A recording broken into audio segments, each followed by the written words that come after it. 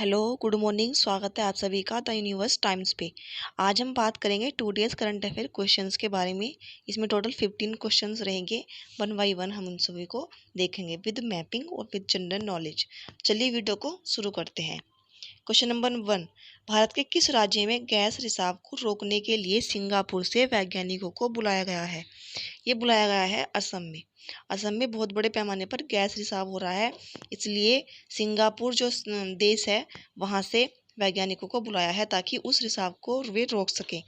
भारतीयों ने पहले जो भारत की ओएनजीसी कंपनी है उन्होंने इस चीज़ को पहले रोकने की कोशिश की है, बट वो नहीं, लीकेज नहीं रुक रही है, इसलिए सिंगापुर से वैज्ञानिकों को बुलाया गया है। अब ये ध्यान रखना है कि जो ये गैस का विस्फोट होता है उसको कहा जाता है ब्लो आउट। जो जिस कुएं में ये कोई कंपनी वगैरह के जो कुआं लगा हुआ है बागजन, उस कुएं का नाम है बागजन। तो उस कुएं में ये विस्फोट हो रहा है और ये जो घटना है ये है डिब्रूगढ़ साईकोवा नेशनल पार्क की। ये नेशनल पार्क है असम में। उस नेशनल पार्क में ये घटना हो रही है। असम की राजधानी की बात करें तो वो है दिसपुर। सबसे बड़ा शहर यहाँ का गुवाहाटी है और यहाँ की जो सीएम है वो है सर्बानंद सोनोवाल और यहाँ के जो गवर्नर है वो है जगदीश मुखी। काजीरंगा नेशनल पार्क, मानस नेशनल पार्क और नामेरी नेशनल पार्क यहाँ पे काफ़ी प्रसिद्ध है। ये आपको याद रखना है। अब आई है बात असम की, तो एक बार इसकी लोकेशन भी देख लेते हैं। ये है असम और इसके जो पास के राज्य हैं वो हैं अरुणाचल प्रदेश, नागालैंड, मणिपुर, मिजोरम, त्रिपुरा, मेघालय और इधर पश्चिम बंगाल। और इधर एक इंटरनेशनल बॉर्डर भी शेयर करता है भूटान के साथ। ये आपको याद रखना है। इसके अलावा ये जो है जो सेवन सिस्टर ये हैं राज्य, जो सेवन सिस्टर ये राज्य हैं उनमें एक इकलौता राज्य है असम, जो कि सभी बाकी 6 की 6 जो स्टेट है उन सभी के साथ बॉर्डर को शेयर करता है। यह बात आपको याद रखनी है। चलते हैं नेक्स्ट क्वेश्चन पे। आदिवासी छात्रों के लिए विशेष रूप से मेगा शैक्षिक परिसरों की स्थापना किस राज्य द्वारा की गई है? जो कि स्पेशली जो आदिवासी छात्र होते हैं उनके लिए बनाया गया है। तो ये बनाई गई है उड़ीसा के द्वारा। उड़ीसा के द्वारा बनाई गई है। जो 3 मेगा शैक्षिक परिसर खोले जाएंगे जहाँ पर आदिवासी बच्चों को पढ़ाया जाएगा। तो वो जो स्टार्टिंग किया गया है ये वाला इनिशिएटिव, ये उड़ीसा के द्वारा स्टार्ट किया गया है। कहाँ कहाँ पे खुलेंगी ये 3 मेगा शैक्षिक परिसर? ये खुलेंगे कियोगढ़, सुंदरगढ़ और मयूरभंज में। और इसके अलावा जो यहाँ के सीएम है वो है नवीन पटनायक, यहाँ के जो गवर्नर है वो हैं गणेशी लाल। यहाँ पे Similipal national park, Bhitarkanika national park, कड़ी माता वाइल्ड लाइफ सेंचुरी और Mayurbhanj elephant reserve, Sambalpur elephant reserve, ये सभी के सभी यहाँ पे स्थित हैं। ये सब आपको याद रखना है।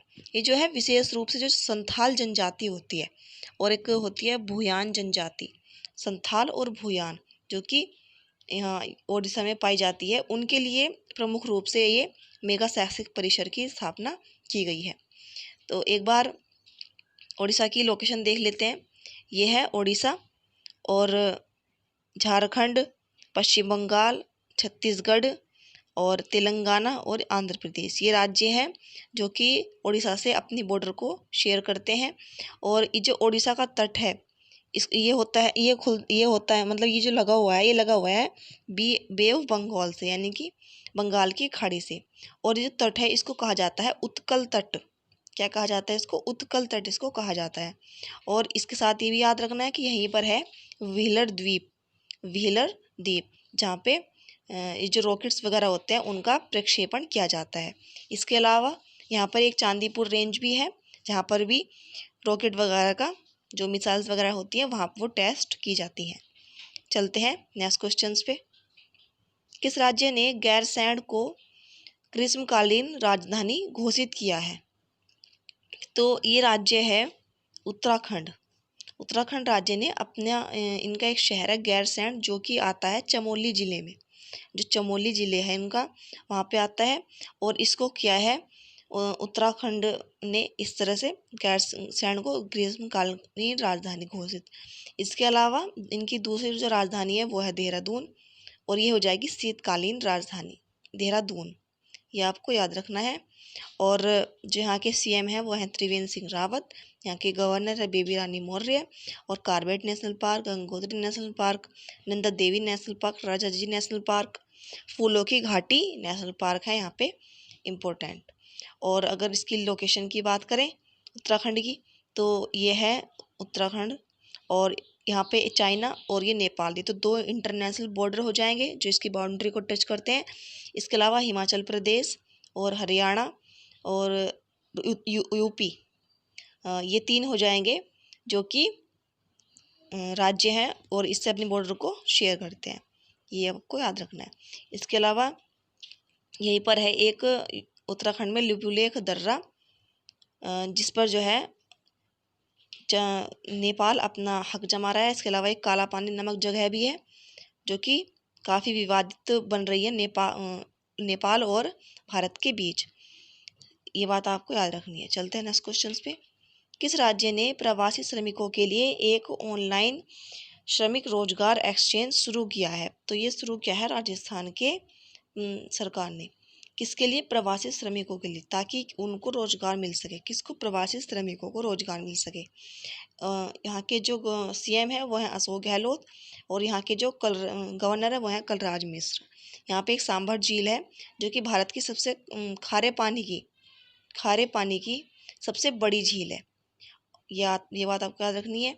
इसके अलावा अरावली पर्वत है यहाँ पे जो कि सबसे पुराना है, दुनिया का सबसे पुराना पर्वत है अरावली पर्वत। इसके अलावा अगर नेशनल पार्क की बात करें तो रणथंभौर सरिस्का ये नेशनल पार्क है यहाँ पे, और भरतपुर बर्ड सेंचुरी भी है जहाँ पे साइबेरियन जो बर्ड है जो कि प्रवासी पक्षी हैं ये आते हैं, साइबेरियन बर्ड। और अगर मैप की बात करें राजस्थान की, तो एक बार इसकी लोकेशन भी देख लेते हैं। यह है राजस्थान, और इसके अलावा यहाँ जो इसकी बॉर्डर को शेयर करते हैं, एक तो इधर इंटरनेशनल बॉर्डर है जो कि पाकिस्तान है, और इसके अलावा अगर इधर की राज्य की बात करें तो पंजाब, हरियाणा, उत्तर प्रदेश, मध्य प्रदेश और गुजरात, ये 5 राज्य हैं जो कि इससे अपनी बॉर्डर को शेयर करते हैं। चलते हैं नेक्स्ट क्वेश्चन पे। किस राज्य के हुबली स्टेशन पर दुनिया का सबसे बड़ा प्लेटफॉर्म बनाया जा रहा है? तो ये बनाया जा रहा है कर्नाटक। हुबली एक नदी का नाम भी है, हुबली नदी, जो कि पश्चिम बंगाल में बहती है, और कोलकाता जो शहर है वो हुबली नदी के किनारे ही है। बट ये हुबली स्टेशन अलग बात है। तो जो हुबली स्टेशन है वो पश्चिम बंगाल में ना होके कर्नाटक में है, ये बात आपको याद रखना है। हुबली ने जो नदी है उससे कंफ्यूज मत कर लेना इस चीज़ को। ये जो कर्नाटक है, कर्नाटक में है हुबली नदी, और जो ये प्लेटफार्म है इसकी लंबाई क्या होगी? 1400 मीटर होगी इसकी लंबाई, इस प्लेटफॉर्म की लंबाई।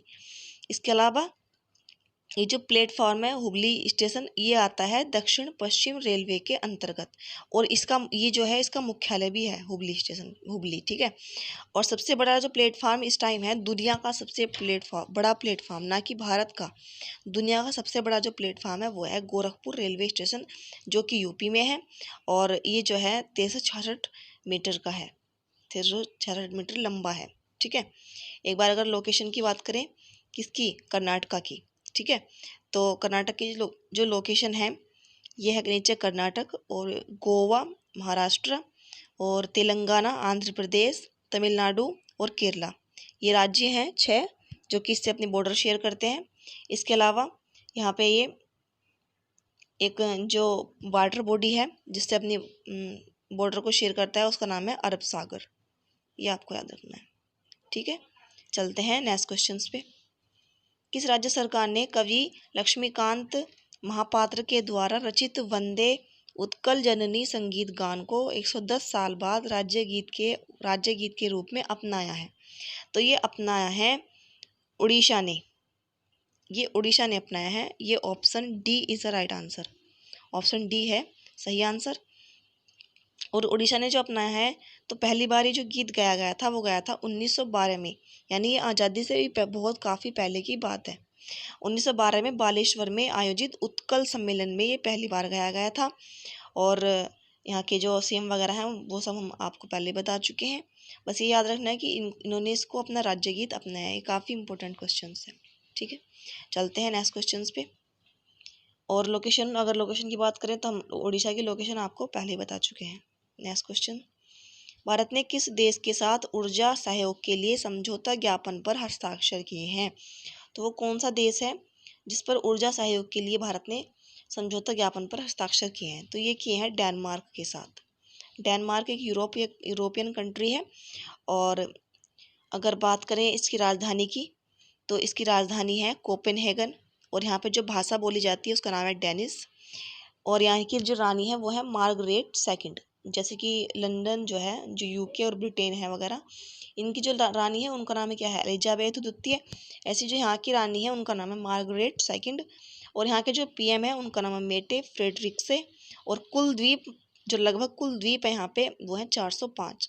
और जो ये ग्रीनलैंड, सॉरी, डेनमार्क है, डेनमार्क इसकी जो है स्कैंडिनेवियन प्रायद्वीप में स्थित है। ये डेनमार्क जो है वो स्कैंडिनेवियन प्रायद्वीप में स्थित है। 3 देश हैं स्कैंडिनेवियन प्रायद्वीप में स्थित, एक तो डेनमार्क है, स्वीडन है और नॉर्वे है। ये तीनों के तीनों देश इसमें स्थित है।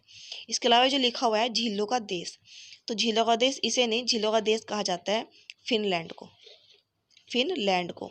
या ये बात आपको याद रखनी है। चलते हैं एक बार लोकेशन देख लेते हैं डेनमार्क की। तो ये है डेनमार्क, ये नॉर्थ सी, और ये इधर बाल्टिक सी, ये बाल्टिक नेशन है इधर। और इधर जो नॉर्थ सी है, ये नॉर्थ सी में इसकी लोकेशन हो जाएगी। और सिर्फ एक ही देश के साथ अपने बॉर्डर को शेयर करता है, इधर ये जर्मनी के साथ। ये बात आपको याद रखनी है। ये देखिए, ये है स्कैंडिनेवियन कंट्री, एक तो डेनमार्क है इधर, एक नॉर्वे, और ये इधर स्वीडन। और ये सब आपको याद रखना है। इसके अलावा यहाँ पे जो है एक ये क्या है, ये गल्फ ऑफ बोथनिया है, गल्फ ऑफ बोथनिया, जो कि किसके बीच है, स्वीडन और फिनलैंड के बीच। चलते हैं नेक्स्ट क्वेश्चन पे। इसरो ने किस शहर में स्थित Aryabhatta research institute of observation science के साथ समझौता ज्ञापन पर हस्ताक्षर किए हैं? तो जो इंस्टीट्यूट है Aryabhatta research institute of observation science, ये कहाँ पे स्थित है? तो ये स्थित है नैनीताल में। ये नैनीताल, नैनीताल कहाँ पे आता है? नैनीताल पड़ता है उत्तराखंड में। ठीक है, नैनीताल उत्तराखंड में आता है। और ये क्या काम करता है, किस लिए किया गया हस्ताक्षर? ताकि जो भारतीय अंतरिक्ष परिसंपत्तियां, परिसंपत्तियां मीन्स जो भी जितनी भी इसरो की या भारत सरकार, भारत की जो जितनी भी सैटेलाइट्स वगैरह घूम रही हैं, पृथ्वी के चारों ओर चक्कर लगा रही हैं सैटेलाइट्स वगैरह, वो होती हैं परिसंपत्तियां, अंतरिक्ष परिसंपत्तियां। तो उनको अंतरिक्ष मलबे के खतरों से बचाने के लिए, अंतरिक्ष मलबा मीन्स जैसे कि वो सैटेलाइट्स वगैरह खराब हो जाती है, उसके टुकड़े टुकड़े हो जाते हैं, तो वो क्या करती हैं, वो धरती पे आकर तो गिरती नहीं, वो वहीं पे घूमती रहती हैं, ताकि वो उन खतरों से उनको बचाने के लिए। अब ये जो आर्यभट्ट रिसर्च इंस्टीट्यूट है ये क्या करता है, ये इसी तरह के काम होते हैं यहाँ पे, कि खगोल विज्ञानी है यहाँ पे बहुत सारे, तो ये इसी तरह की जो अंतरिक्ष में नज़र गड़ाए हुए रहते हैं कि कहाँ पे हम सैटेलाइट्स वगैरह घूम रही है, कहाँ पे ये वो, कहाँ पे क्या चीज़ हो रही है। तो इसलिए इन्होंने अपनी जो इसरो ने क्या किया है कि जो इनकी सैटेलाइट्स वगैरह हैं उनका ध्यान रखने के लिए Aryabhatta research institute of observation science के साथ समझौता ज्ञापन पर हस्ताक्षर किए हैं। अगर बात करें इसरो की, तो इसकी फुल फॉर्म हो जाएगी Indian space research organisation. Headquarter इसका बेंगलुरु में, और इसकी स्थापना हुई थी 15 अगस्त 1969 को। जिसके हेड है वो है के सिवन। और ये बात आपको याद रखनी है। चलते हैं नेक्स्ट क्वेश्चन पे। किसके द्वारा पृथक परिवहन के लिए एयरबोर्न रेस्क्यू पॉड अर्पित विकसित किया गया है? ये विकसित किया गया है भारतीय वायुसेना के लिए। जो हिली एरियाज़ होते हैं वहाँ पे जो कोविड-19 के मरीज होते हैं उनको बहुत दिक्कत होती है वहाँ से हॉस्पिटल पहुँचाने में। तो इसलिए इन्होंने जो भारतीय वायुसेना है उन्होंने परिवहन के लिए जो क्या एक मिशन चलाया है, उसका नाम है एयरबोर्न रेस्क्यू पॉड, और उसको नाम दिया है अर्पित। अर्पित की जो फुल फॉर्म है वो है airborne rescue pod for isolated transportation. ठीक है, कोविड-19 से जो पीड़ित गंभीर रोगी हैं उनके परिवहन के लिए ये सब चलाया गया है। अगर बात करें भारतीय वायुसेना की, तो इसकी स्थापना हुई थी 8 अक्टूबर 1932 को। राकेश कुमार भदौरिया है यहाँ के हेड, इस टाइम पे जो हेड है भारतीय वायुसेना के, और न्यू दिल्ली में इसका हेडक्वार्टर है। और ये पूरी दुनिया की चौथे नंबर की 4th लार्जेस्ट एयरफोर्स है, ये भी आपको याद रखना है, 4th लार्जेस्ट। और अगर बात करें भारतीय थल सेना की, तो जो इनके हेड हैं वो हैं मनोज मुकुंद नरवणे। और जो जल सेना है उनके हेड कौन है? उनके हेड है करमवीर सिंह। और सीडीएस कौन है? विपिन रावत। ये आपको याद रखना है। चलते हैं नेक्स्ट क्वेश्चन पे। किस विश्व चैंपियनशिप में स्वर्ण पदक जीतने वाले किस देश के पहले पुरुष जिम्नास्ट कुर्ट थॉमस का निधन हो गया? तो ये है कुर्ट थॉमस, और ये कहाँ के? ये हैं अमेरिका के। ये हैं अमेरिका के, और ये अमेरिका के पहले पुरुष हैं जिन्होंने विश्व चैंपियनशिप जो होती है जिम्नास्ट की, उसमें स्वर्ण पदक जीता था, इसलिए इनका नाम ज़्यादा इम्पोर्टेंट है। ठीक है, अमेरिका की बात करें तो यहाँ की जो राजधानी है वो है वाशिंगटन DC, सबसे बड़ा शहर न्यूयॉर्क है, और यहाँ के जो राष्ट्रपति हैं वो हैं डोनाल्ड ट्रंप, उपराष्ट्रपति माइक पोम्पियो।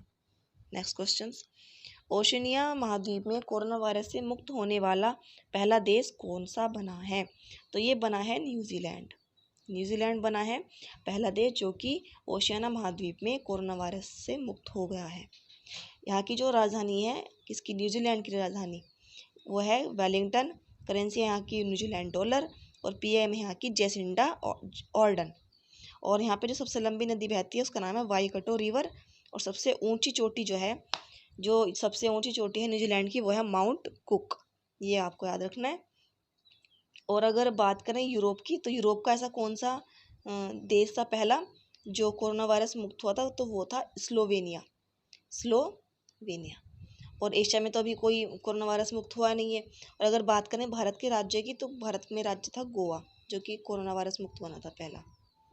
ठीक है, अगर लोकेशन की बात करें न्यूजीलैंड के तो ये जो है मुख्य रूप से 2 आइलैंड में बटा हुआ है, एक तो नॉर्दर्न आइलैंड और एक ही साउथर्न आइलैंड। ठीक है, और अगर इसकी लोकेशन की बात की जाएगी तो पैसिफिक ओशन में हो जाएगी।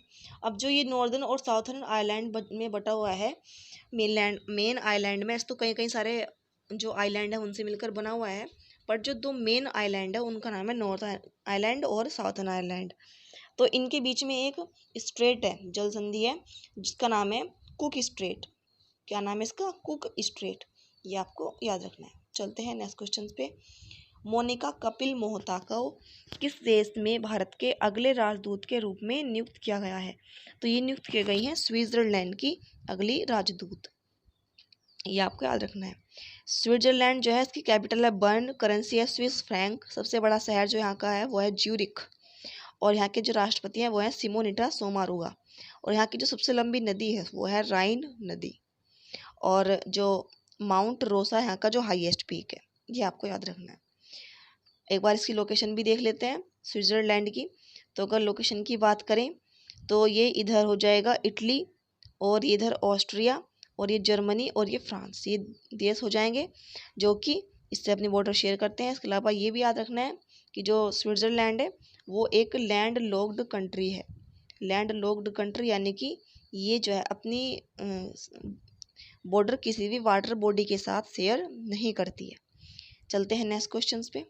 भारतीय नौसेना का जहाज INS केसरी मिशन सागर के तहत किस देश के पोर्ट विक्टोरिया पर पहुंचा?